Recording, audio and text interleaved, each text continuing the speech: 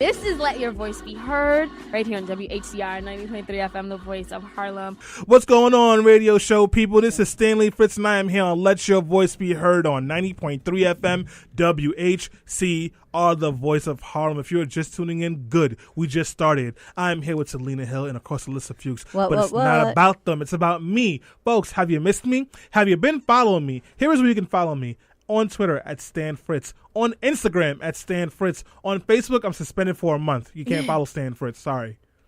Good morning, everyone, and welcome to Let Your Voice Be Heard right here on WHCR 90.3 FM, the voice of Harlem. Happy Mother's Day to all of the mothers, the pet mommies, the godmothers like myself, anyone who has nurtured another human being or living thing.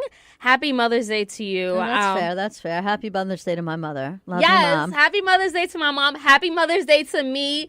You're not a mother. I am the godmother of two beautiful children. Does that count, Stanley? Happy Mother's Day to all the mothers out there. Does godmothers count, though?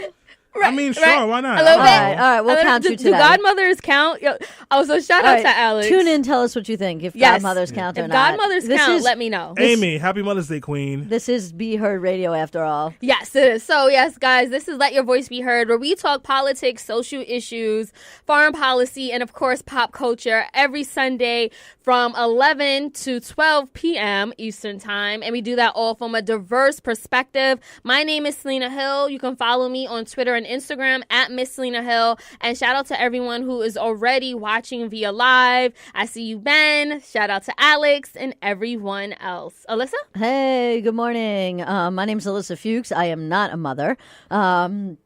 And, Stanley, you are not the father. Oh, wait. Wrong show. Sorry. I got confused. I thought we were on Maury. You can find me on Facebook at facebook.com/Alyssa Fuchs. That's ILYSSAFUCHS if you're nasty. Or on Instagram, Alyssa.Fuchs, or on Twitter at Alyssa Fuchs. Don't send me any emails because I'm not responding to that. No, I'm kidding.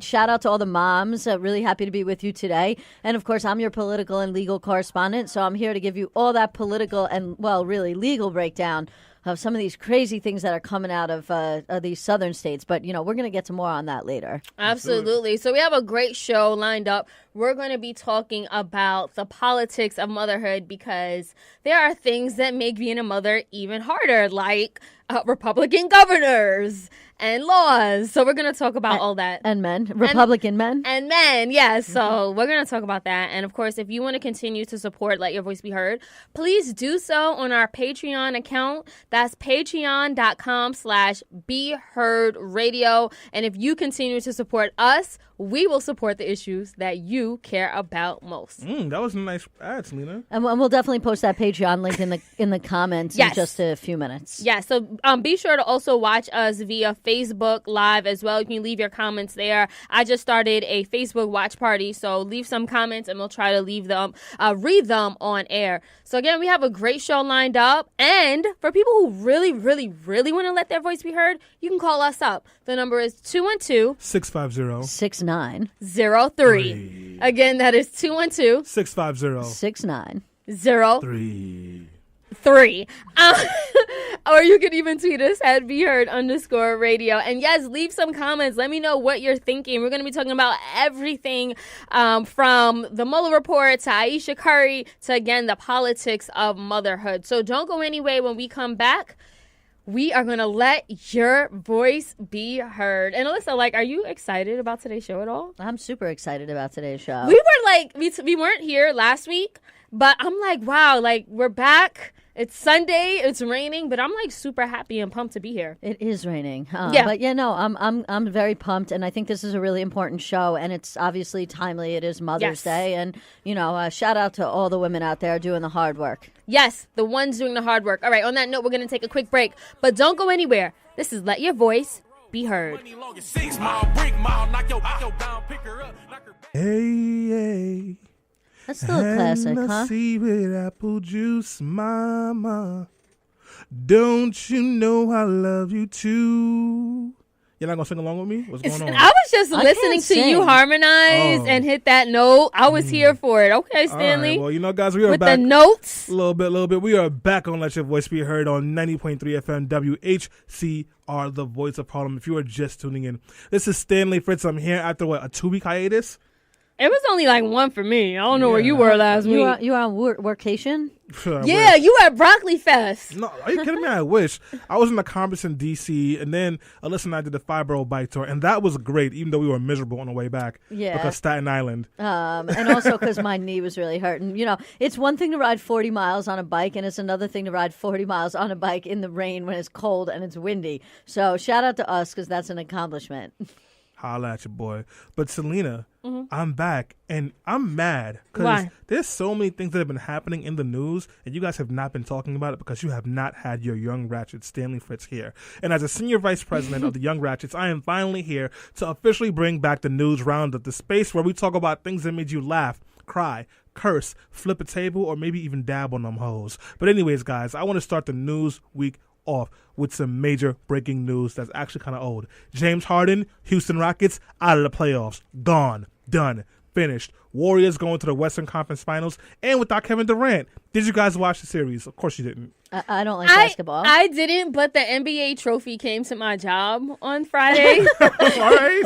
And like someone, but I posed with the trophy. By NBA trophy, do you mean a 6'8" single black man that loves Jesus? No, I mean the actual trophy. But Stanley, you fill us in, please.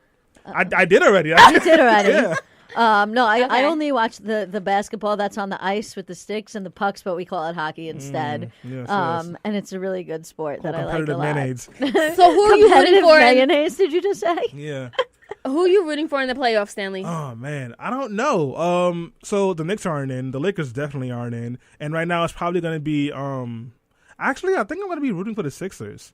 I don't think they're going to beat the Raptors, but hey, why not? Let's root for them. East Coast. If you say so. Yeah. I'll root for whoever Stanley says to root for. Speaking of basketball and drama, so Ayesha Curry, who is the wife of Steph Curry on the Golden Warriors, she actually caused a lot of controversy this week when she admitted that her husband gets a lot of attention and she doesn't like the groupies who are around him, but she's not getting any of that attention from men. And she said that even though she's not like actively seeking attention from random men, it would be nice. So obviously Twitter, the internet, they just lit up into Ayesha Curry, and I heard a lot of women saying things like she should be more grateful, she's rich, she's beautiful, she's married to Steph Curry. Why does she want attention outside of her marriage? Well, let me be the first one to jump on this, because I actually wrote a piece about it that I'll share in the comments if you guys care. As a writer, I really appreciate when Marilyn reads my stuff, and because she more than anybody else gets to see everything that I write, and it really makes me feel good that she appreciates it. But it just hits a little bit different when somebody I don't know that well is reading my stuff and is excited about it, because they don't have to read it. They don't have to be part of that process. They're doing it because they want to. So, it feels good for me. It validates the work that I'm doing, but it also feels good to the ego.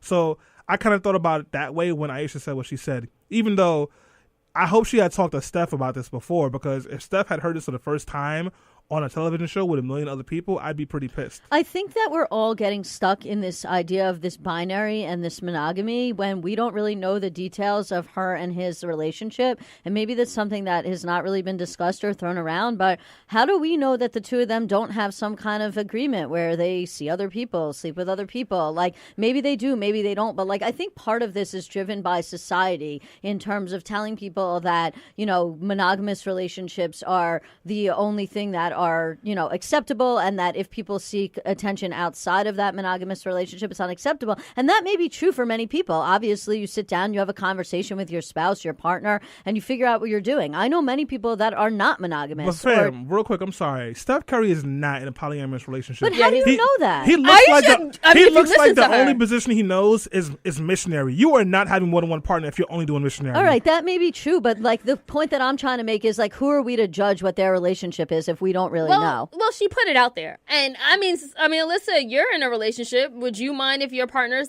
I mean, I would, but I'm in a monogamous relationship. That's not what. That's what I'm saying is we don't know that. Like we should assume that just based, like we're making an assumption based on society, but we don't necessarily know that. And like for all we know, maybe they have some kind of other arrangement, and so we shouldn't just make that kind of assumption. I mean, based on someone who follows Aisha Curry and who's been, pretty familiar with her and stuff, she's not going for it. She literally said, I don't like groupies around my man. So, I mean, you think she's going to bring it? I don't think she's allowing him a weekend pass or allowing him to go off and do whatever. But hence, I would just say I stand with Aisha Curry. I feel the same way.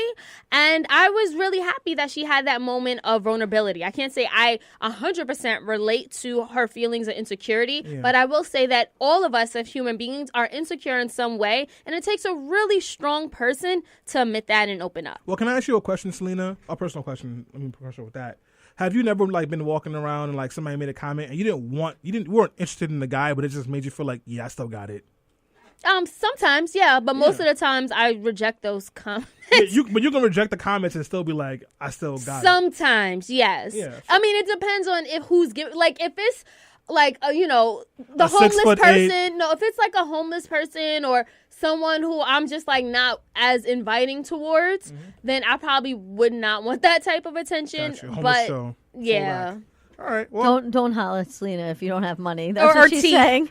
Oh. No, I wasn't saying if you don't have money. I'm just trying to. I'm sorry, and I don't want to. I just want to say shout out to all the people who may not have homes, because I'm not trying to. I was not trying to put them down. Okay, all right. I'm not trying to put the people without homeless homes brothers down. Holla at Selena. Moving on. Moving on. I don't know. What's a good transition into that? You guys want to talk about the royal baby, the Mueller report, or yes? Let's talk about the royal baby. They said they were going to name him something that connects England and America. So I thought they were going to name them imperial colonialism or transatlantic slave trade, but they chose Archie instead. Archie? Yeah, that's the baby's. Honestly, I thought the whitest name ever. I don't like the name. I don't like Archie. I think they could have maybe went with Spencer or something else. Harry. Give him a real black name. Like Jamal? Yeah. Malcolm? Yeah, Tayshaun. You know they were not naming that baby Tayshaun. Yeah, you know they wasn't. Well, I mean, you know that people were losing their minds in England and saying racist stuff. Oh wait, no, I forgot. That's just another day in the world. What did that radio disc jockey say? Yeah, so some guy from BBC One got fired because he compared the baby to an animal. I'm not going to repeat what he said. I kind of want to know what he said, Alyssa. I mean, you figure it out. You're not stupid. A zebra? No. What? Oh, see? No, because the baby's half black and half white. I can't figure it out. What is it? Quayle Black says they should have named the baby Leroy. I would have loved Let's Stanley fill you in. I'm too white to tell you what he said. Okay, so just say that then. They said the baby looked like a monkey, Selena. Oh! That's not funny. I thought they were saying, no, I'm not laughing at that. I'm laughing because I thought they were saying the baby was a zebra because the baby was biracial. But okay, I get what you're saying. And even that would have been offensive. Of course that's offensive. It's also kind of offensive to hear people say, this is the first time an interracial baby has been born to the British monarchy. I mean, it probably isn't. But, I mean, it's clearly not. Under different circumstances. Right. Okay, so it's the first time that it happened that they wanted it to happen. Yeah, maybe the first consensual one. But let's move on before this gets even creepier than it already has. I mean, because colonialism is creepy. Yeah. Congratulations to your baby slave trade.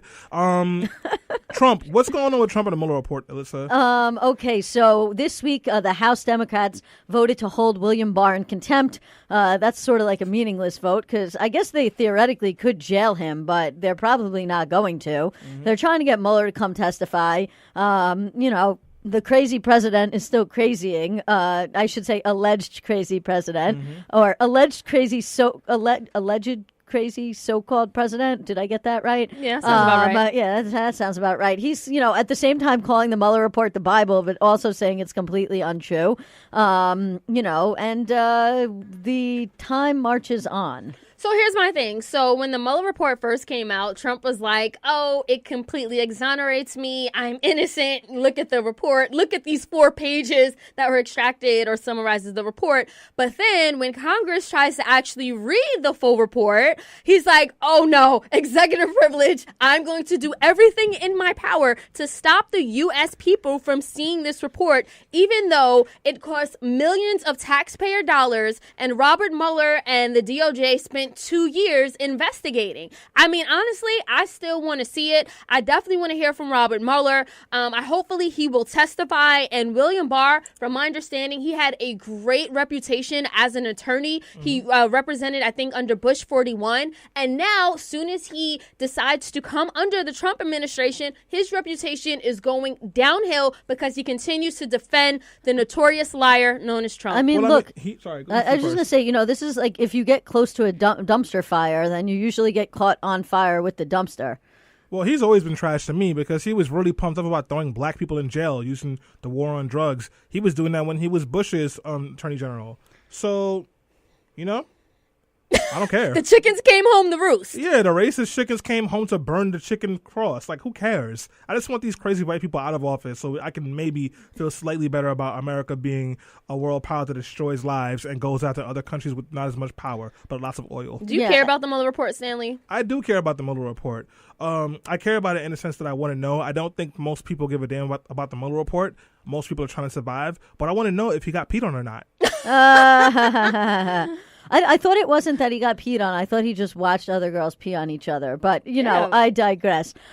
Speaking of how America is trash, I actually want to jump to a story that I don't think we initially were going to talk about, but my shout out to my girlfriend. She saw it yesterday. I think it's a really important story. Okay. And it's that some of these women who have brought their children across the border, their children have been not just taken from them, but also adopted to other families. And then when the women, and I wanted to bring this up because it is Mother's Day, and this is a really screwed up story, when the women have now tried to challenge those legal proceedings and try and get their children back, the courts, and it's specifically one court in particular in Missouri, actually ruled that her parental rights were terminated because of the fact that she was trying to traffic her child across the border, and essentially said that she has no right to get her child back and that the child could stay in Missouri with the adopted family. So now we have gone from not just detaining migrants in camps that are basically concentration camps, ripping children away from their parents, but now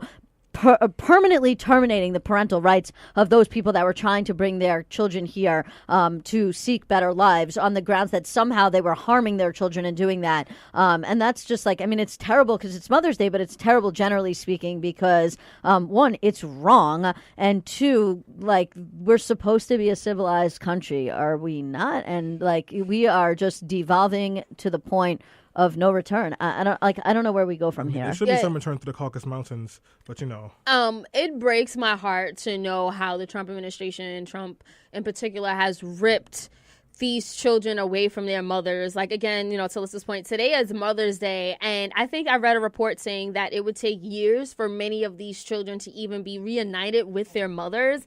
It's inhumane and it's absolutely horrible. Yeah, it really is. And listen, I don't mean to sound petty or bitter, but this is why we were saying to vote for the white woman. Meaning Hillary Clinton. People thought I was crazy. Problematic white woman. I remember when people said I'm voting for Jill Stein, Stanley said, "Don't do that. It's a bad idea." Listen, that's how I keep myself saying now. It's I know I at least tried. You did. Because if not, I would just be losing my crap every day because this administration is just beyond the pale of horrible and disgusting.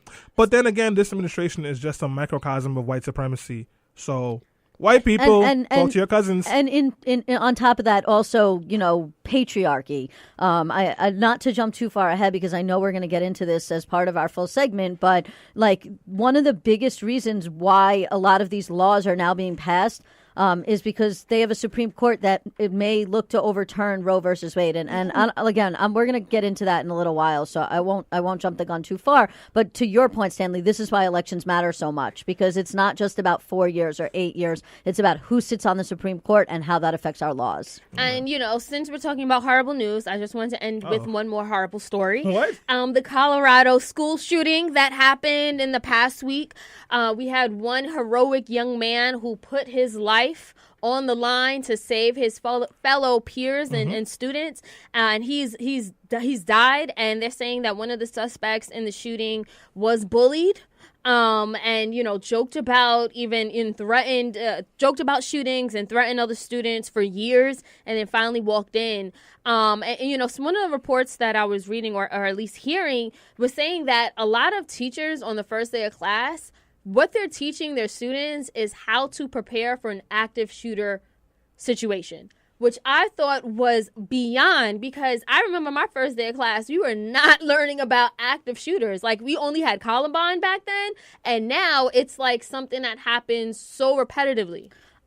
Are you surprised? It's going to continue to happen until we actually do something about it. Yeah. If you look at what happened in New Zealand, there was one shooting, and literally within days, they outlawed every single semi-automatic weapon that's in the entire country.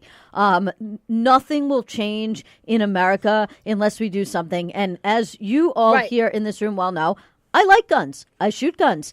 I think guns are fun, and I think that there are purposes for them. But I also think that our gun laws are terrible, and that there's lots of things that we can do to, create a situation where guns are still here in America, but not having a school shooting every other second. The politicians who actually came down to Colorado and were speaking about it, the students, they started protesting and saying mental health, because in their minds, the students were saying this is a mental health issue. It's not a gun issue. Well, Stanley, quickly before we go to break. It's both.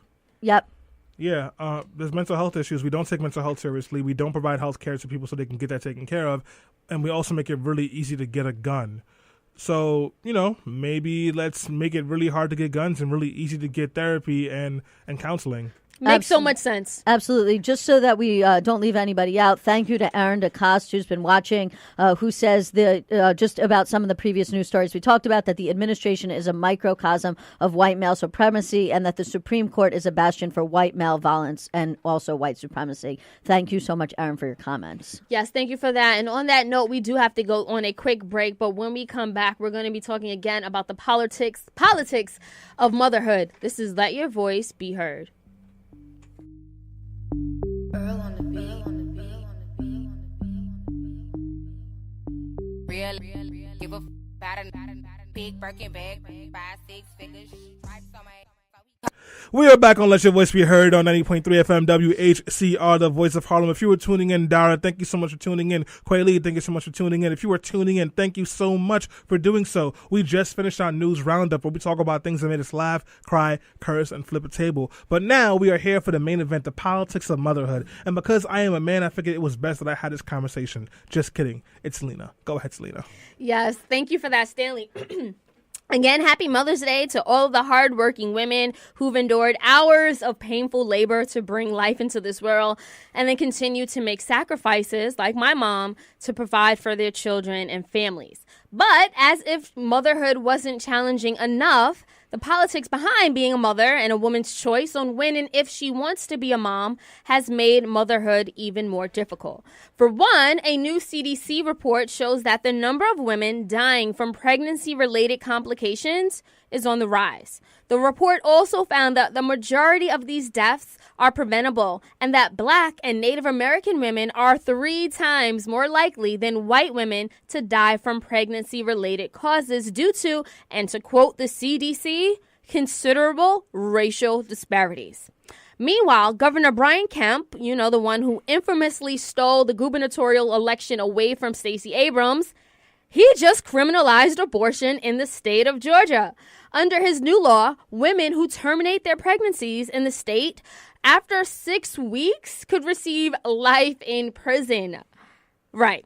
So on today's episode of Let Your Voice Be Heard, we're going to talk about some of the challenges that women face when it comes to reproductive health and accessing quality health care, specifically for women of color. Now, in order to start this conversation off, I want to start by talking about, again, this fetal heartbeat bill, right? So again, Georgia's Republican governor, he signed it last week. It outlaws abortion after a fetus's heartbeat can be detected, and that can happen as early as 5 to 6 weeks into a woman's pregnancy. And usually before she knows she's even pregnant. Absolutely. And the measure is the most extreme abortion ban in the country, because not only would it subject women who get illegal abortions to life in prison and the death, because it would subject women who get illegal abortions to life in prison and maybe even the death penalty, which is like so ridiculous. Okay, Alyssa, what was your reaction? They're so pro-life, aren't they? Yeah, they want to kill women. They want to kill women. Ugh.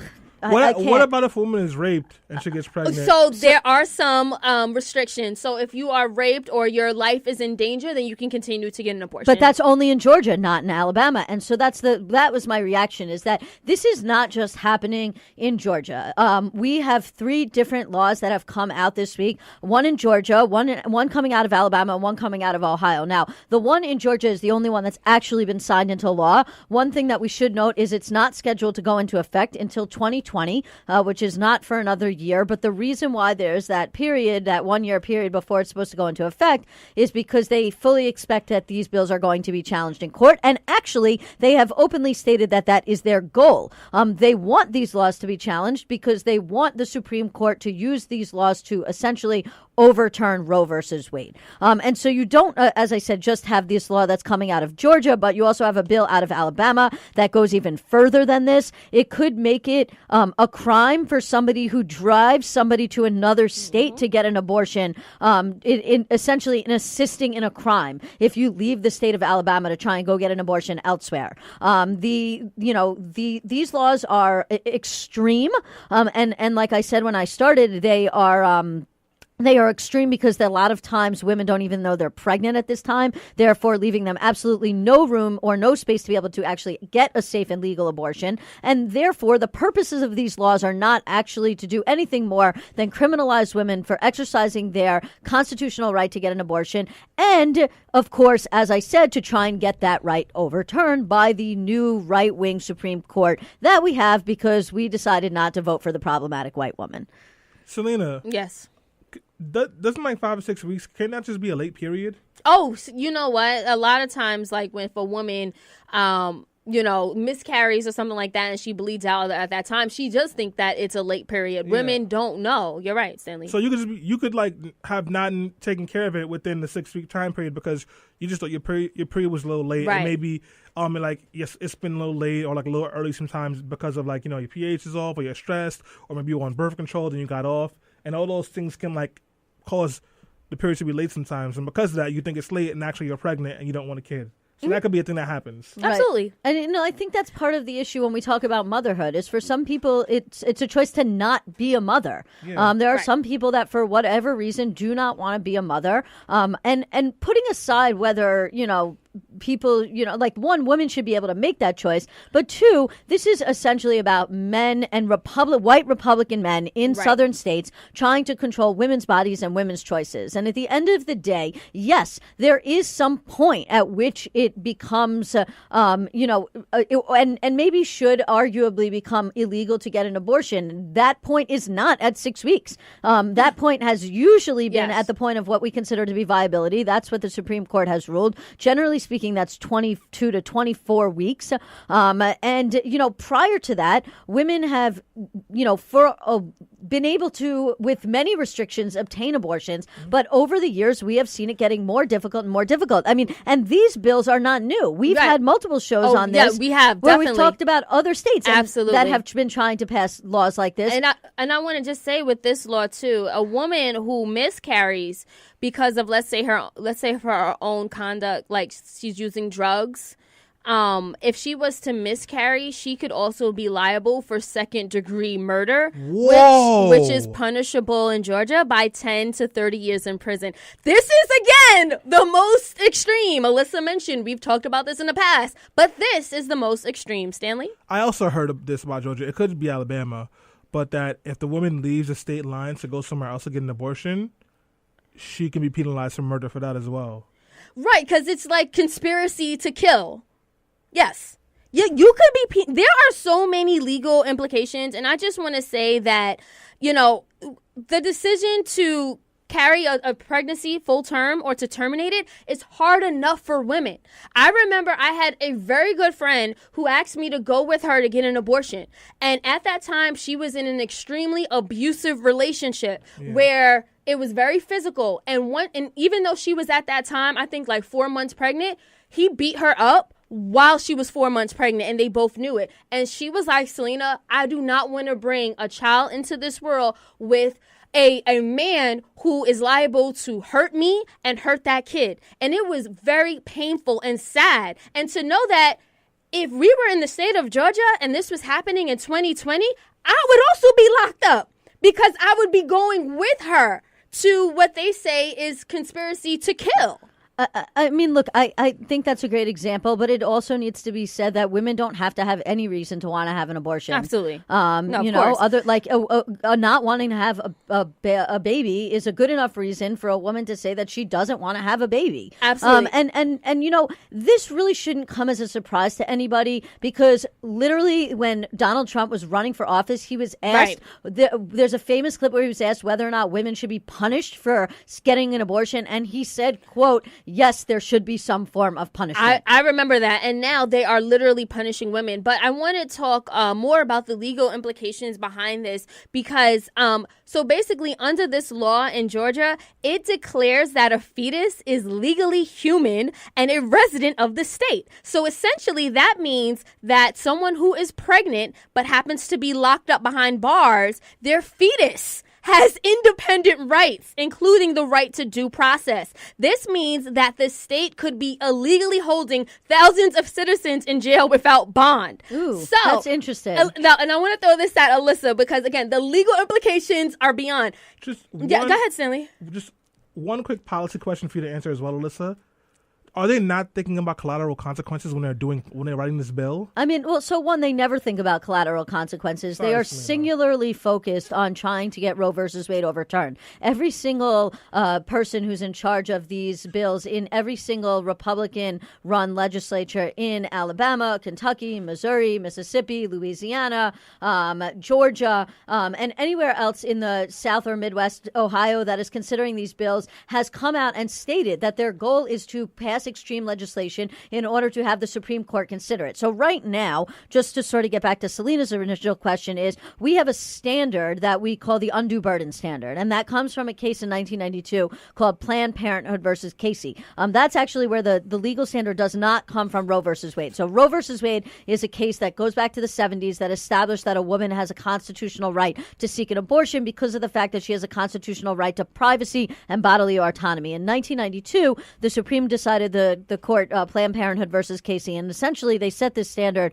called the undue burden standard. And the question that is asked when you look at a law is, does this law create an undue burden for a woman who is trying to seek an abortion? And so, like, for example, when a state makes a 24-hour waiting period, that has been upheld as something that does not create an undue burden. A woman goes in, she inquires about having the abortion, she is told she has to wait 24 hours before she has to get an abortion, and the Supreme Court and many states have said that's not an undue burden. And so essentially what question is going to go up to the court should these laws make it to the Supreme Court, where most likely they will, which of course, as I said, is the whole point, is that, you know, they want the Supreme Court to say that it's not an undue burden for a woman to be not able to get an abortion after 6 weeks. And they're placing this personhood issue into it, which, like you said, is very interesting because of the context of prisons. But they're placing this personhood issue into it because if they can establish that a fetus is a person, then essentially they can get the court to rule that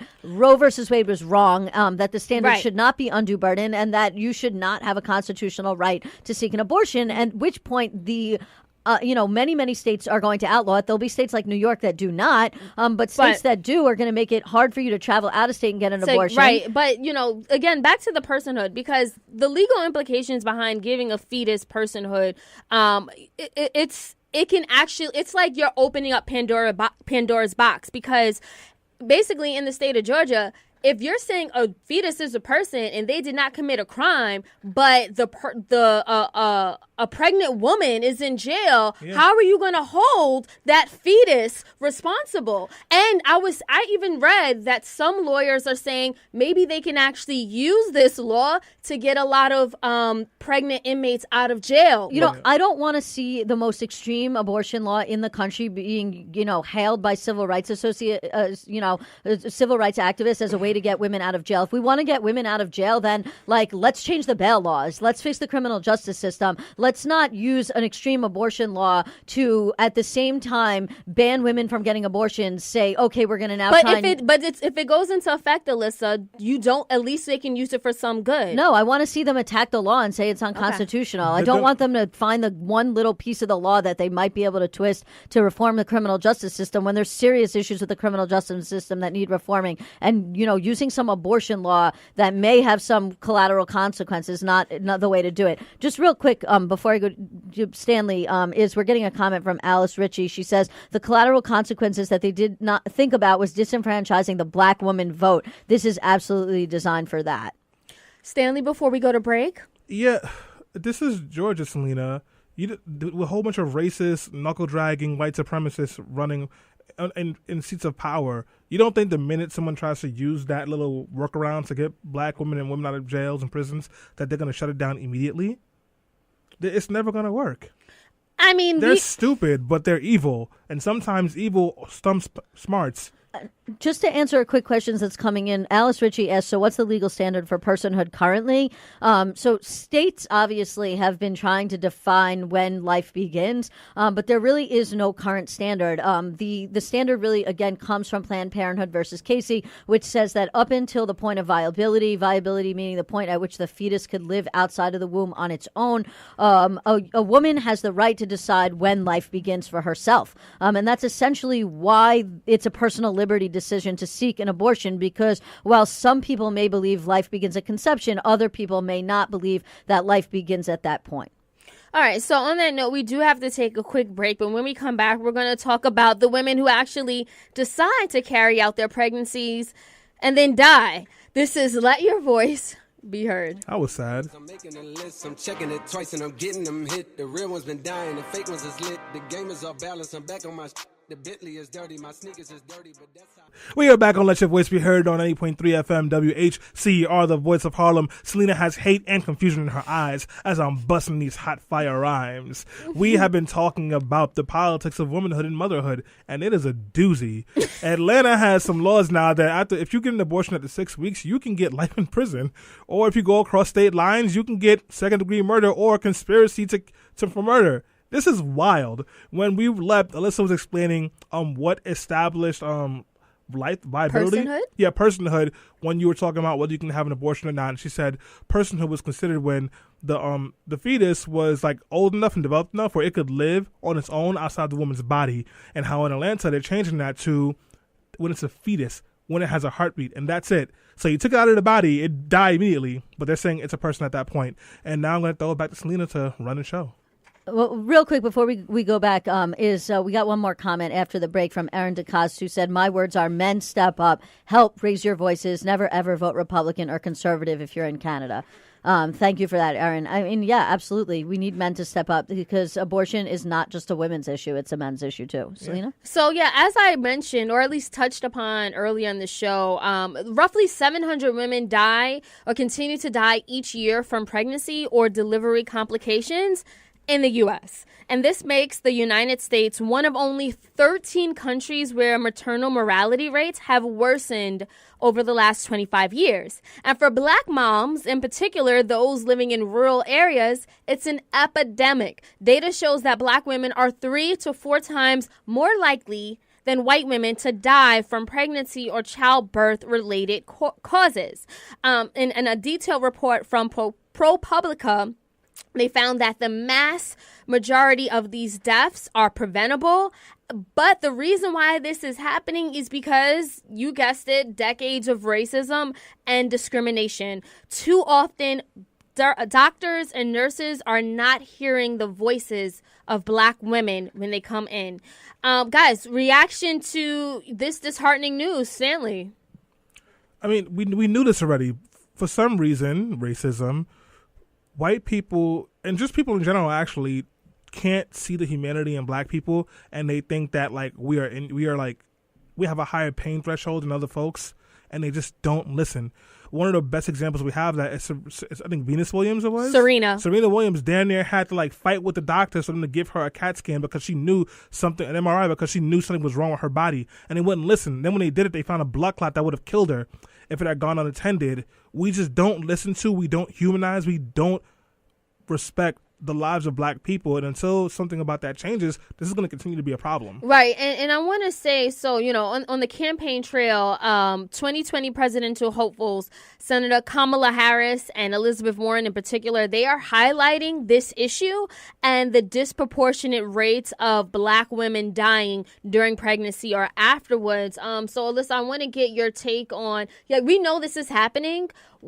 How do you feel the responses are to this? I mean, look, I think the responses are lackluster. We live in a situation and we live in a country where we don't value the lives of women and we don't value the lives of women of color. It's amazing that women in general and black women specifically have to fight with their own doctors to be able to get the care that they need when they literally are tell the doctors that something is wrong.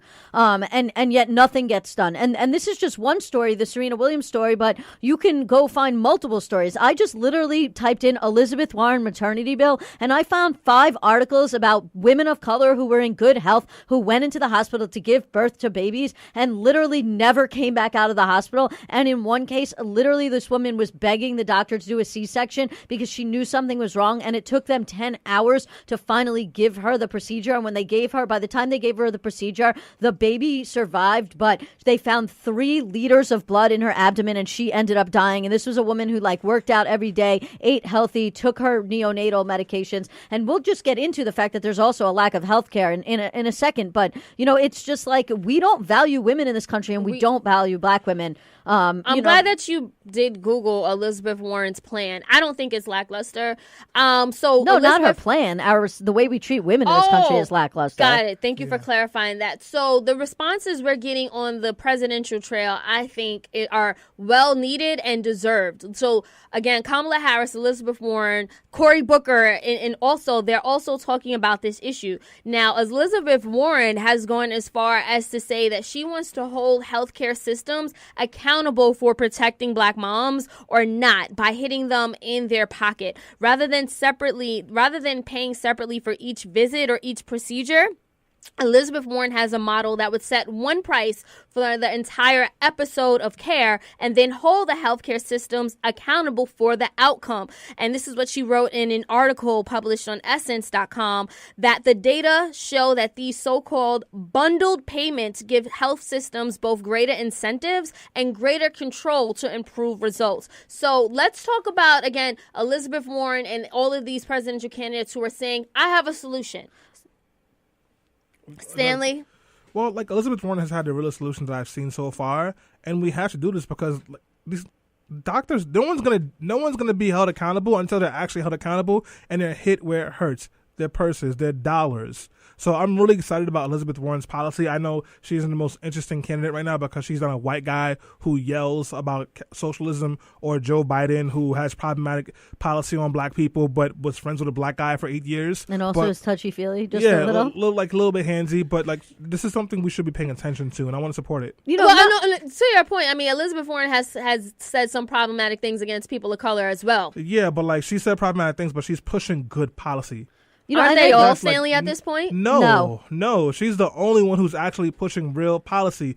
Elizabeth Warren said she was Native American. I know plenty of people who say that crap all the time. I mean, that was problematic. She should apologize. She should be held accountable to that community. But at the end of the day, when I'm thinking about somebody who's going to get into office and has good ideas that will help people, particularly people of color, particularly black people and black women, Elizabeth Warren hits the nail on the head every time. I mean, not for nothing, Elizabeth Warren is the only candidate that's really proposing any policies, not just on, this issue with maternal mortality, but also on many other issues. I mean, just to take this one step further, it's not good enough for us to just say, let's give a carrot and a stick to hospitals to prevent women from dying, and specifically black women. That's fine, and that's good, and that's a good policy, but we have to go one step further. Senator Elizabeth Warren is the only candidate right now who has also unveiled a sweeping proposal to make childcare more affordable for millions of kids. So it's, women first have to make a choice about whether or not to have a baby or have an abortion. Then they have to make a choice about, what kind of health care they're going to get. Then they obviously also, there's the issue of health care generally, which I know we wanted to talk about, and, in terms of Medicaid for all. And then you have to ask, how are you going to pay for the kid? How are you going to send the kid to child care? We're the only country in the world that doesn't have paid maternity leave. Elizabeth Warren is one of the few people that not only is proposing an affordable child care bill, but also proposing a paid maternity leave bill. So these are all issues that impact women's ability to make a decision about whether to become a mother or not to become a mother. And also, they don't just impact women. And I think that's a really important thing we need to understand. Right. They impact men, too. So Cory Booker also has proposed a bill to expand Medicaid for moms as well. Just want to throw that out there. But Alyssa's right. I mean, the access to quality care is not there, particularly for Black moms. And I'm also very happy that Senator Warren, Senator Harris, they are taking a stance to put bills on the table that address this issue in particular. So, speaking of solutions, I just want to wrap this conversation by saying, what can and should we all be doing to make sure that mothers, the ones we say we love and adore every Mother's Day, are being taken care of, and the other women who are still deciding when and if they want to be mothers, they also have access to quality care. So I don't think this is a question that women need to answer. I think it's a question that men need to answer. And I think one of the most important things that men can do is, honestly, step outside of yourself in the way that you've been told you have to look at women, and see the human being there. See the human being with real feelings, with real pain, with real experiences, and stop existing in a world where you think that women are just here to please and support you and do as you say. And then once you do that, take a look at all the ways that you have actually and actively hurt women through policy, through ideas, through behavior, through power, and do every single thing you can to reverse that. And then women can support that if they want. Absolutely. I mean, I would agree with that. I would also say recognize how important elections are and the consequences that they have. I know we talk about this a lot. Obviously, in terms of who you vote for, depends on what kind of policies are going to be put forth, as we just discussed. But it also depends on who's going to end up at the Supreme Court. And just to loop back around to where we started, the reason why so many Republicans in these states are pushing these kind of bills right now is not just because they want to punish women. It's not just because they're pro-life, because they're clearly not pro-life when they're proposing the death penalty for abortion. It's because they are trying to get the right to have an abortion taken away, because they are trying to basically make women second-class citizens again in this country. Because when they say they want to go back to the good old days, what they mean is the days when women had to be barefoot and pregnant in the kitchen and didn't go out and work and have careers and actually be productive members of society. And your vote is important in that, because right now we have two people on that Supreme Court that were appointed by Donald Trump that would not be on that court if Hillary Clinton would have been president. And we don't have time to relitigate the 2016 election, but we do have time to think about what that means going forward when you go out to vote again in 2020. So make sure you take that into account when you're thinking about these issues. And if you really care about women and you care about these issues, then you're not going to throw your vote away on somebody who, is not going to win. You're instead going to back up somebody who has a real shot to beat Trump. Thank you for that. And I just want to wrap up and say that ensuring quality care for mothers throughout pregnancy and then postpartum has to be one of our nation's highest priorities. A number of African Americans lack access to quality health care today. According to the CDC, in 2017, only 27% of Hispanic people and 14% of Black people between the ages of 18 and 64 were uninsured. That is a problem. It is also a problem that 3 out of 4 Black women give birth at low quality hospitals. Another thing that is an extreme problem that we did not have a chance to really talk about. But again, we cannot emphasize more how important it is to make sure that we take care of our moms by advocating for health care for them, expanding Medicaid, pushing these bills that Senator Warren and Senator Harris are talking about so that we can save Black moms' lives. We need them, and we need to speak up for them. On that note, I want to thank everyone who tuned in today to Let Your Voice Be Heard. Thank you so much for watching via Instagram Live, Facebook Live. And again, guys, if you want to continue to support Let Your Voice Be Heard, please do so on our Patreon account. That's patreon.com/BeHeardRadio. Happy Sunday.